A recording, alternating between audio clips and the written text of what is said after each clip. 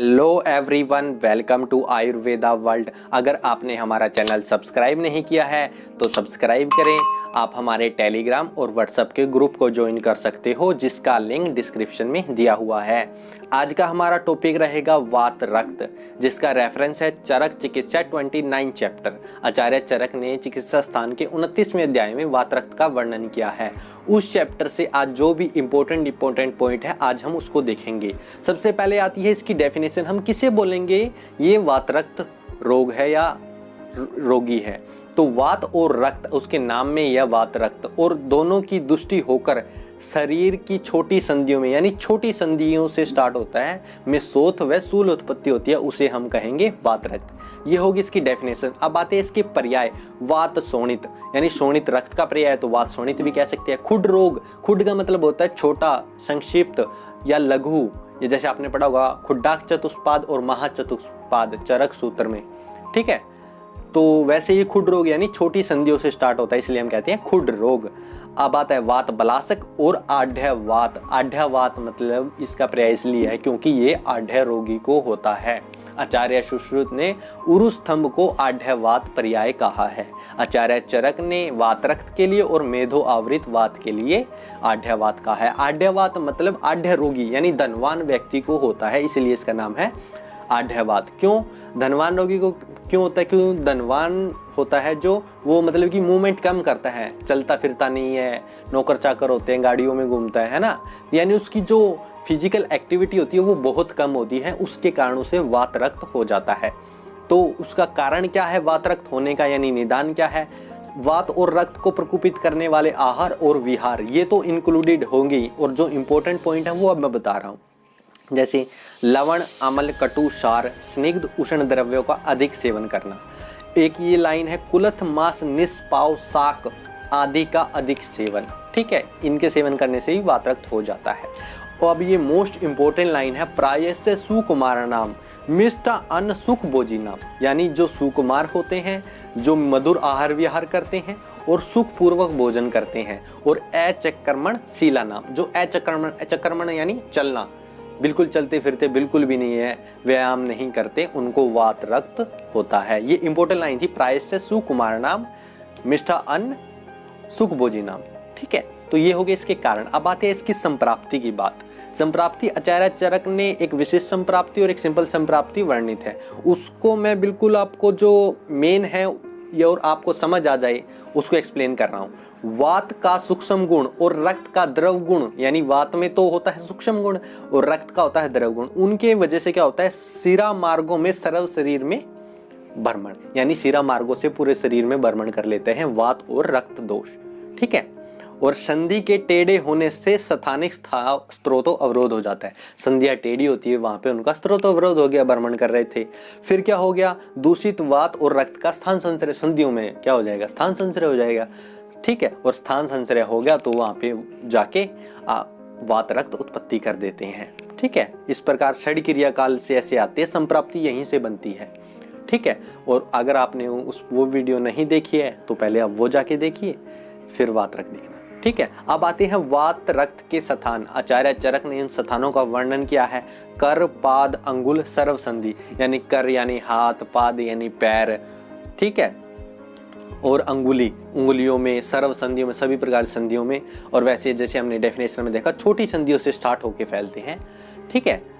यह same symptom आपको allopathy में कोरिलेट कर सकते हो गाउट से, उसमें यूरिक एसिड क्रिस्टल बनने स्टार्ट हो जाते हैं, ठीक है।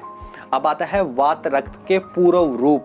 जो इम्पोर्टेंट है वो मैं आपको बता देता हूँ, जो मोस्ट इम्पोर्टेंट है। जैसे स्वेदो अत्यर्थ नैवा, यानी या तो स्वेदन यानी पसीना ज्यादा ही आएगा या बिल्कुल ही नहीं आएगा।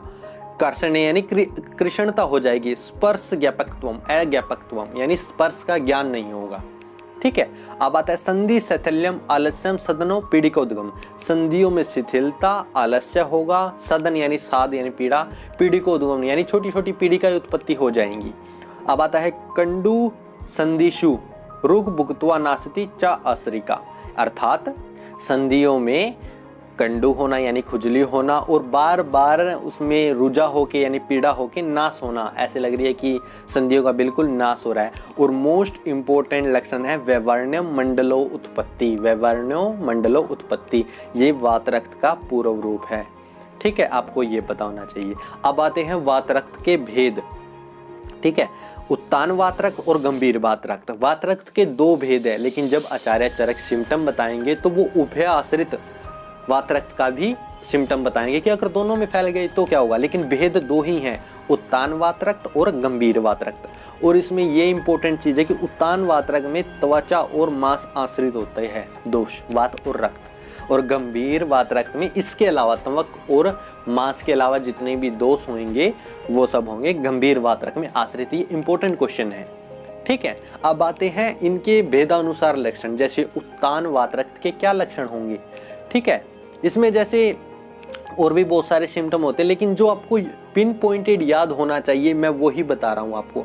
श्याव रक्तता, त्वग बाहे ताम्र तिष्ठियेत, यानी मतलब क्या, जो संधियों में शोथ उत्पत्ति हुई थी वहां पे श्याव रक्त वर्ण और ताम्र वर्ण उत्पत्ति हो जाती है उत्तान वात रक्त में। और गंभीर वात रक्त में श्लोकों की वर्डिंग का फर्क है, ज्यादा फर्क नहीं है, लेकिन फिर भी पूछ सकता है वो। श्यावस्था ताम्रस्थता दहा तोद सुवर्ण पाकवान, ये लक्षण है गंभीर वात रक्त का। श्याव रक्ता त्वग बाहे, ये है उत्तान का, बाहे यानी उत्तान। ठीक है, और गंभीर वात रक्त के लिए श्यावस्था ताम्र अथवा दहा तोद सुवर्ण पाकवान।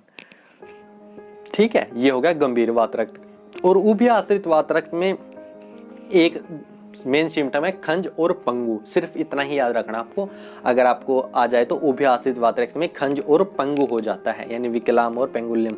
ठीक है, ये आपको पता होगा। ठीक है, अब आती है वात रक्त की चिकित्सा, जो बहुत इंपॉर्टेंट है।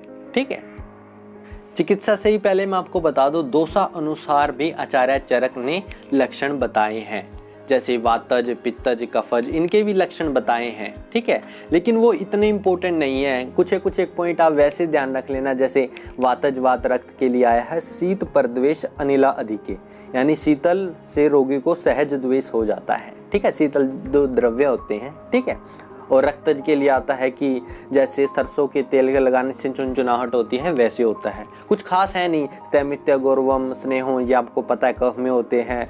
दाहा, वेदना, मूर्छा, स्वेद, तृष्णा, ये सब पित्त में होते हैं। ठीक है, तो इतना कुछ खास नहीं, इसलिए मैं आपको यहाँ पे दोषानुसार लक्षण नहीं बता रहा हूँ। उपद्रव्य भी बताए हुए हैं, उपद्रव्य में भी कुछ खास नहीं है।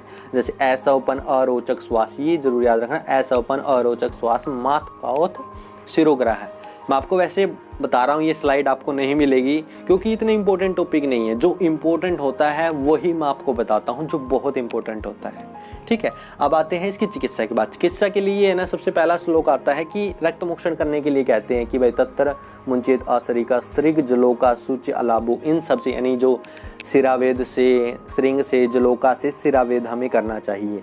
लेकिन जो इम्पोर्टेंट श्लोक है चिकित्सा सूत्र का या उसका चिकित्सा का, वो है जैसे ये विरेचीय स्नेहित्वा आदो स्नेह युक्त विरेचन, यानी स्नेहन करवा के स्नेह युक्त विरेचन कराना है। ठीक है, फिर मृदु विरेचन कराना है। बस्ती क्रम करवाना है, नीरोबस्ती, अन्वासन बस्ती, उसके बाद प्रशेक, शेक, अभ्यंग, प्रधा, ये सब करवाना है। मेनली आपको ये पंचक्रम करवाना है, वो भी स्नेह युक्त विरेचन। ठीक है, आपको ये श्लोक याद नहीं करना है, बस एक पैटर्न है। जैसे स्नेहन, स्नेह युक्त विरेचन, या मृदु विरेचन, अनुवासन बस्ती, नीरू करवा के, सेक, अभ्यंग, प्रशेक। ठीक है, जो इंपॉर्टेंट श्लोक होगा मैं आपको बता दूंगा। ठीक है, और जैसे उत्तान वात रक्त के लिए अलग से आया है कि बाह्य, आलेप, अभ्यंग, प्रशेक, उपनाहे, यानी ये सब उत्तान में वात रक्त में करवाएंगे। और गंभीर वात रक्त में क्या करवाएंगे, विरेक, अस्थापन, स्नेहपान, ये सब हम करवाएंगे गंभीर वात रक्त में। ठीक है, ये आपने देखा इसका जनरल लाइन ऑफ ट्रीटमेंट। अब आता है जो इंपॉर्टेंट श्लोक है, उसमें जो वर्डिंग आती है, न ही बस्ती समय किंचित वात रक्त चिकित्सितम, न ही बस्ती समय, यानी बस्ती के बिना वात रक्त समन नहीं होता। यानी जो बेस्ट ट्रीटमेंट है वात रक्त में है वो है बस्ती। क्या है, बस्ती। ठीक है, ये आपको पता होना चाहिए। श्लोक भले ही ना ही पता हो, लेकिन आपको पता होना चाहिए फर्स्ट लाइन ऑफ ट्रीटमेंट वात रक्त का क्या है, बस्ती। ठीक है, अब आते इसके पथ्य और अपथ्य। जनरली नहीं क्वेश्चन आता पथ्य पथ्य पे, लेकिन आपको थोड़े बहुत पता होना चाहिए। यव, गोधूम, निवार, साली षष्टिक। साली षष्टिक तो आपको पता है, सब में ही आ जाते हैं जो हमारे चावल होते हैं, ठीक है। बस इसकी ये जो दालें आई हैं ना वो इंपॉर्टेंट है, ठीक है। आढ़, चणक, मुदग, मसूर और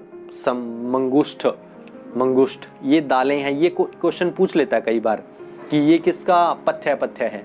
आढ़, चणक, मुदग, मसूर ये सब डाल के, ठीक है। अपथ्य सेवा दिवासोपनम, यानी जो अभी बताया आढ़रोगी। आढ़रोगी क्या था, सोता ही रहता सारा दिन, इसीलिए उसको अपथ्य है ना वो, दिवासोपन दिन में सोना।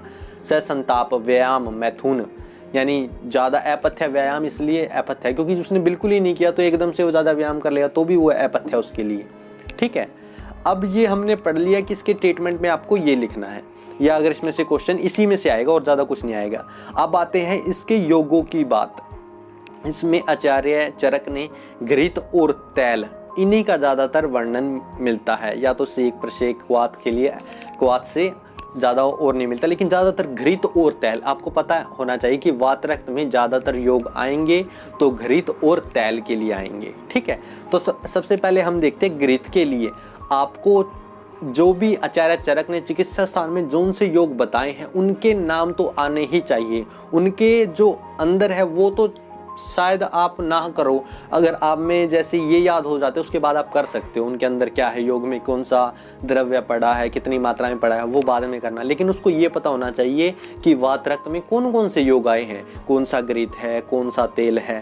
क्योंकि क्वेश्चन ऐसे आता है, आपसे पूछ लेगा पिंड तैल का वर्णन आचार्य चरक ने कहाँ किया है, ठीक है। आपको पता होगा पिंड तेल के अंदर क्या है, लेकिन आपको यही नहीं पता तो उसका कोई अर्थ नहीं है, ठीक है।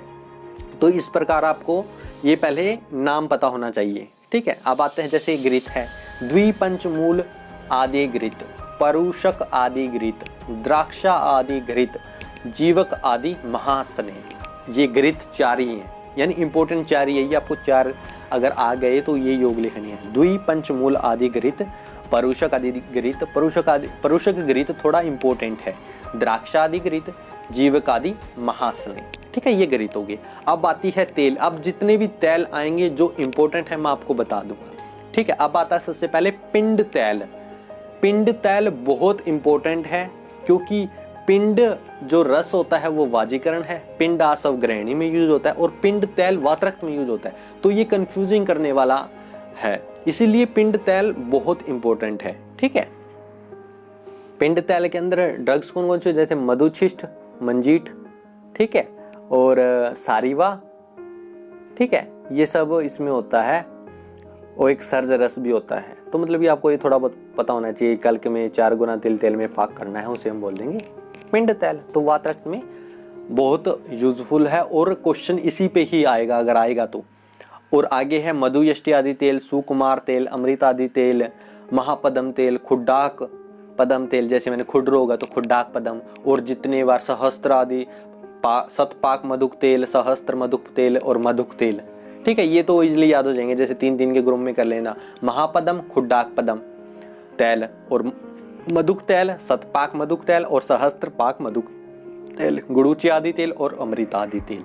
ये तेल और घृत ये योग आपको पता होना चाहिए। अब है एकल द्रव्य, वात रक्त नाशक एकल द्रव्य भी है कुछ, जैसे पुराण, यव, गोधूम, सिधु, अरिष्ट, सुरा, आसव, शिलाजतु, गुगुल और माक्षिक। ये सब हम वात रक्त नाशक द्रव्य होते हैं, इसे हम कहते हैं, ठीक है। तो ये वात रक्त नाशक द्रव्य। इस प्रकार हमने ये ज्यादातर जो इंपॉर्टेंट चीजें थी एक बार हमने पढ़ ली, ठीक है।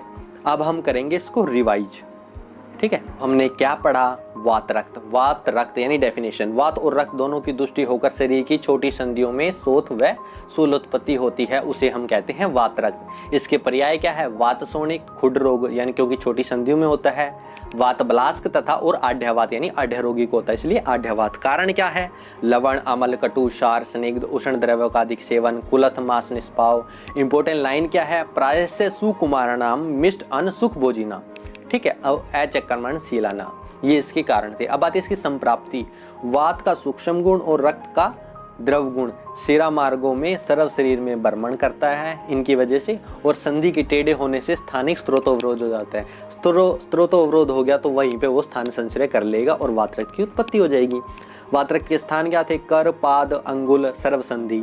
वातरक्त के पूर्व रूप एक तो इंपॉर्टेंट था व्यवरण्य मंडलोत्पत्ति, ठीक है, और एक था स्वेद का ज्यादा आना या नया आना, और एक कृषणता। स्पर्श अज्ञापकत्वम यानी स्पर्श का पता नहीं चलता।